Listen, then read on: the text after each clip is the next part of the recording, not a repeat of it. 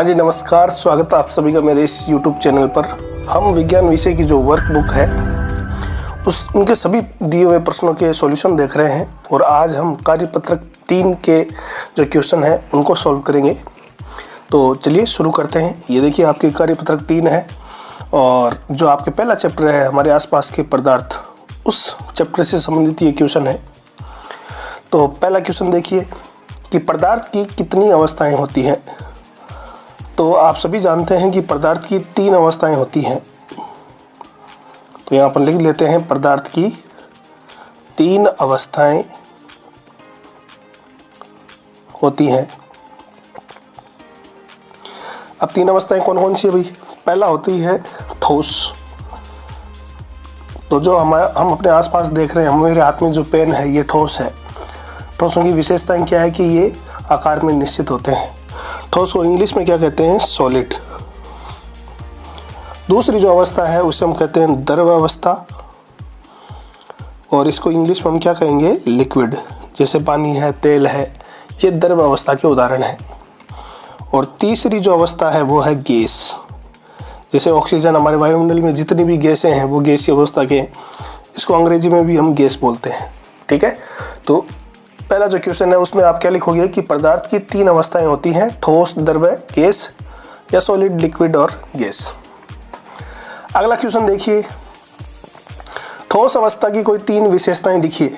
देखो 3 विशेषताओं की बात करें तो जो आपको ठोस दिख रहा है, जैसे ये पेन है, इसकी क्या विशेषताएं हैं? तो आप देखो इसका आकार निश्चित होता है। ठीक है, इसकी आकृति निश्चित होती है, द्रव्यमान निश्चित होता है। तो पहली विशेषता ये लिख देते हैं कि जो ठोस होते हैं, ठोस पदार्थ का आकार, द्रव्यमान निश्चित होता है।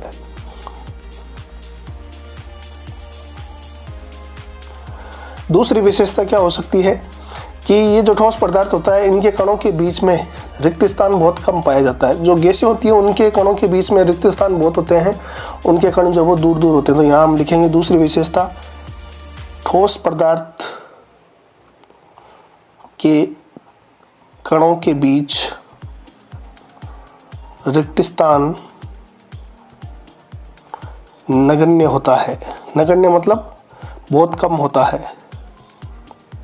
ठीक है, और तीसरी विशेषता हम लिख देंगे नगण्य होता है। इसका मतलब क्या होगा कि जो ठोस पदार्थ होते हैं उनके कण बहुत ही पास पास होते हैं। ठीक है, पास पास होते हैं, इसका मतलब इन कणों के बीच में लगने वाला फोर्स या बल जो वो सर्वाधिक होता है। ठोसों में सर्वाधिक होता है और गैसों में सबसे कम होता है। तो हम लिखेंगे ठोस पदार्थ के कणों के बीच अंतराण्विक बल, इस बल को क्या कहेंगे? अंतराण्विक बल सर्वाधिक लगता है।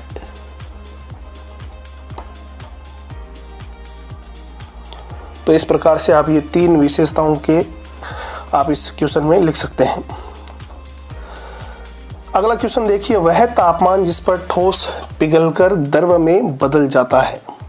आपने बहुत सारी चीजें देखी होंगी जो ठोस अवस्था से द्रव अवस्था में बदल जाती है। जैसे मान लो बर्फ है, बर्फ जो है आप अगर उसे खुला छोड़ोगे तो वो कुछ ही देर में पानी में बदल जाती है।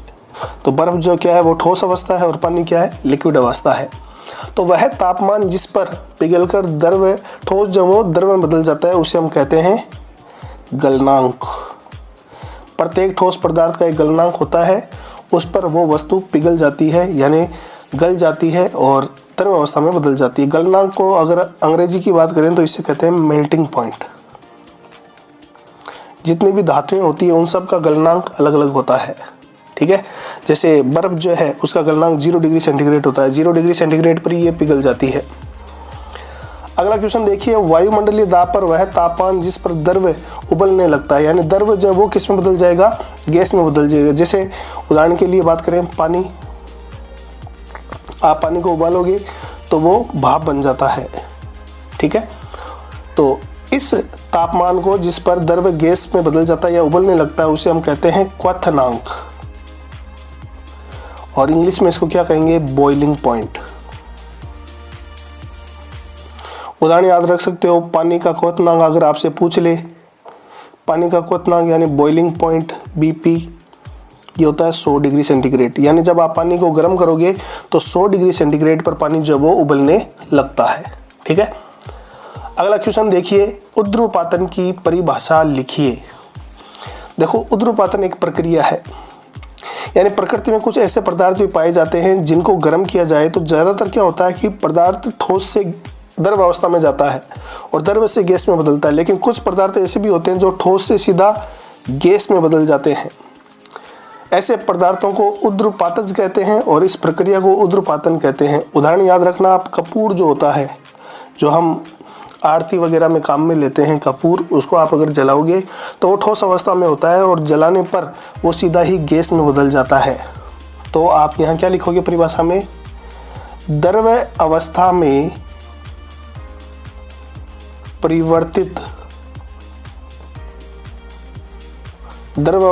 परिवर्तित हुए बिना ठोस का सीधे गैस में बदलने की प्रक्रिया को ऊर्ध्वपातन कहते हैं। और ऐसे पदार्थ क्या कहलाएंगे, ऊर्ध्वपातज कहलाते हैं। उदाहरण मैंने आपको बताया कपूर, वो इसका एक उदाहरण है। अगला क्वेश्चन देखिए, एक अच्छा क्वेश्चन है जो आपसे एग्जाम में पूछा जा सकता है। शुष्क बर्फ का सूत्र लिखिए। बहुत से विद्यार्थी बर्फ को देखते वो सोचते हैं पानी के बारे में, ठीक है, और वो फिर H2O लिख के आते हैं। तो ध्यान रखना, जो कार्बन डाइऑक्साइड है CO2 जिसे हम कहते हैं, उसके जो ठोस अवस्था है उसे हम शुष्क बर्फ कहते हैं। तो ध्यान रखना, अगर आपसे पूछा जाए शुष्क बर्फ क्या होती है तो कार्बन डाइऑक्साइड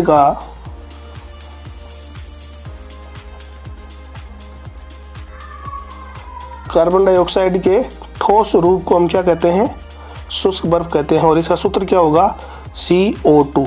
C क्या है, कार्बन, और O क्या है, ऑक्सीजन। तो इस चीज को ध्यान रखना, CO2 है इस शुष्क बर्फ का सूत्र। अगला प्रश्न देखो कि बर्फ को फ्रीज से बाहर निकालने पर पिघल जाती है, ऐसा किस ऊष्मा के कारण होता है।